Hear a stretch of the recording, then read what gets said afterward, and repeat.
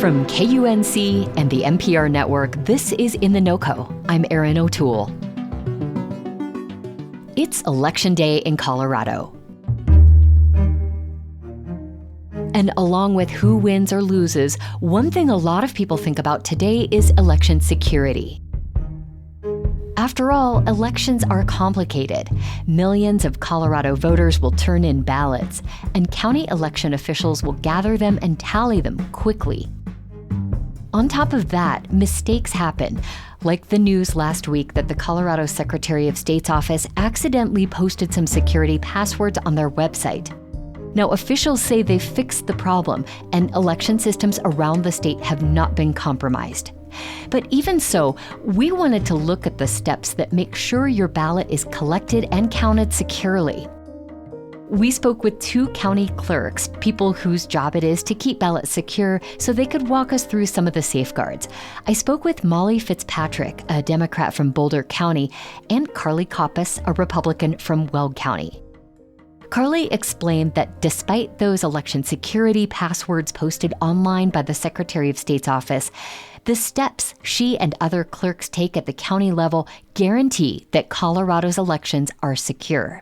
All of our equipment is behind secure doors. We have 24-hour video surveillance on our security equipment, along with other additional passwords that are in control of our piece of that puzzle. And so even with those passwords going out from the Secretary of State's office, I can guarantee you that every single clerk and recorder in this state has made sure and redouble checked and triple checked that all of our security postures are still strong and are not going to be impacted by those passwords being revealed. So tensions are high this election cycle, and there have been lots of generally unfounded accusations of fraud and tampering in recent elections. And Molly, what about you? Have some of those, accusations and allegations affected the kinds of questions you get when you talk to voters in your county? Clerks across the state, and my county included, are facing a lot of mis and disinformation about our elections process. And so what I'm seeing around the state is clerks doubling down on transparency measures to really ensure that voters understand the process. We are seeing clerks double down on ballot processing tours, on public presentations, and across the state, we have watchers who observe these steps. So we're doing everything we can to inform voters about the reality of Colorado elections and the security around them. I want to talk about some of the key moments in how a ballot goes from the voter's hands to eventually being tallied. And I want to start with those ballot drop-off boxes in my neighborhood.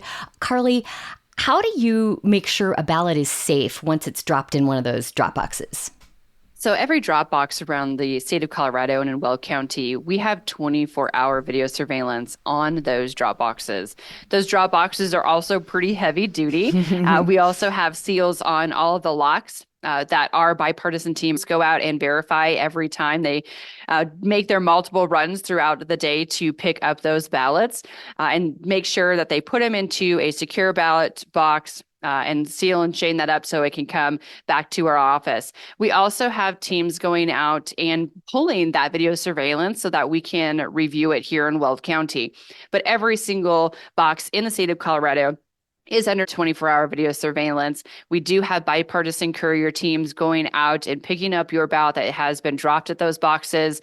And then there was a funny incident actually a couple of elections ago where accidentally a cement truck took out one of the drop boxes in Adams County. And you can see in that video just how indestructible our drop boxes are. Whoa. So it was actually a really great moment to be able to show you, even if our drop boxes accidentally get hit by a cement truck, they are strong enough to keep your ballot secure. But at the end of the day, these things are actually pretty doggone secure and strong. I think that really does speak volumes. And I have to say this feels especially relevant seeing the headlines from a few days ago about some of those boxes being set on fire in Oregon and Washington state. Molly, I'm curious, how often does vandalism like that happen to ballot boxes and how do you prevent it? We haven't seen a high degree of vandalism of our boxes in Colorado, actually. We're very fortunate. We've been mailing ballots to all registered voters for years and years now. So I think there's a lot of awareness about how secure our elections are, and in particular, how secure our 24-hour ballot drop boxes are. And I think we see that reflected in the fact that the majority of Colorado voters return their ballot to a 24-hour ballot drop box. So I think folks have a lot of confidence in our drop boxes. And I also think folks generally prefer that method. So we are prepared to ensure that those drop boxes remain available and secure for Colorado voters. Now, one of the key pieces of ballot security when we vote by mail is called signature verification. That means when I put my signature on the envelope after I vote, someone at the elections office will check to make sure that signature is valid before my ballot is allowed to be counted. Molly, how do you know if my signature on the ballot envelope is valid?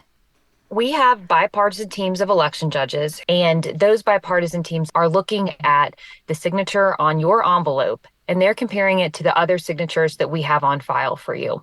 Most frequently, that might be last year's ballot envelope or your voter registration signature.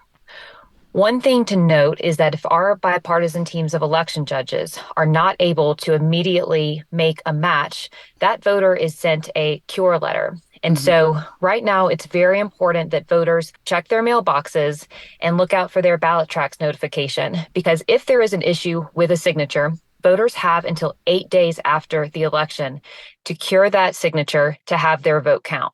So even though it's after Election Day, if a voter's signature is rejected, they still have the opportunity to take action to have their vote move forward for processing. We just need to know that they were the ones who turned in that ballot.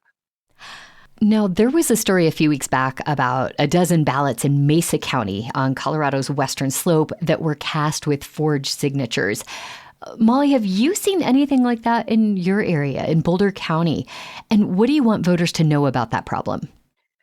I am so proud of the work that Bobby Gross and the team in that elections department has done.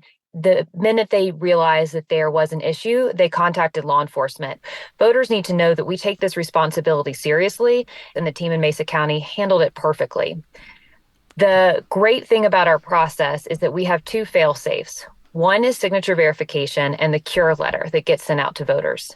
On top of that, we have ballot tracks. And so that would notify voters if there is an issue with their ballot. And so what these two fail-safes did is notify voters, and those voters got in touch. And that's how that team kicked off the next steps with law enforcement. The other thing is that the process worked. It caught an attempt at widespread fraud early on, and we were able to handle that situation and make sure that those voters have the opportunity to cast their vote. Molly Fitzpatrick is Boulder County's clerk and recorder. Carly Koppes holds that position in Weld County. Now, Molly and Carly also mentioned they expect ballot tallying in Colorado to last several days, so we probably won't know the results of at least some contests on election night. Polls in Colorado are open until 7 o'clock this evening if you need a replacement ballot or if you haven't voted yet. You can hear live election night coverage from NPR and KUNC News this evening starting at 7 p.m. That's it for us today on In The NoCo. I'm Erin O'Toole. Thanks so much for listening.